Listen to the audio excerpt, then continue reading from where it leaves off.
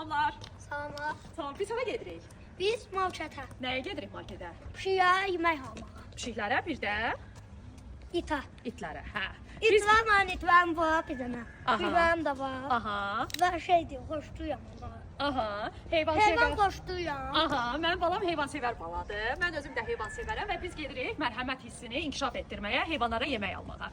Gəl, gedir. Neçədən götürək? Biraz çox götürək istəyirsən. Yaxşı. 2 dənə gördüm. 3 dənə oldu. 3 dənə, biraz da Felixdən bir dənə götürək. 2 dənə.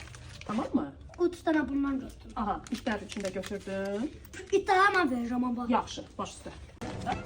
Sizi çəkin, sizi Papça hamısı. Sizə Papça hamısı. hazırlayacaq heyvanlar üçün ona görə. Hə. Papça bunların hamısı mən deyim hazır.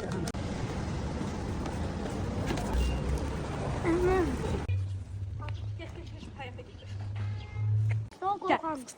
Qorxam. Sen gel buraya, bak yolun kırağını at. Gel yolun kırağını at, bu da yerde. Gel. Gel budur. Ay Allah, düştüler, geldiler. Geldi. Ha, bu bila.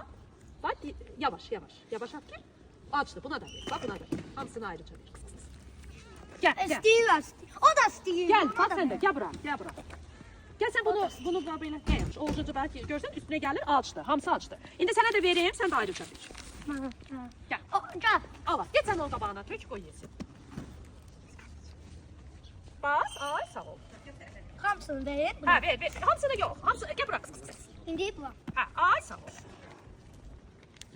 Şimdi de bakın. Dalaşmayın, dalaşmayın. Mehriban olun, mehriban olun. Mehriban olun. Moşka sana çatmadı mı? Gel. Aldı. Tadı, молодец. Bunu Молодец. indi avatıyor. Bunu ver tuğlaya bu setkaya.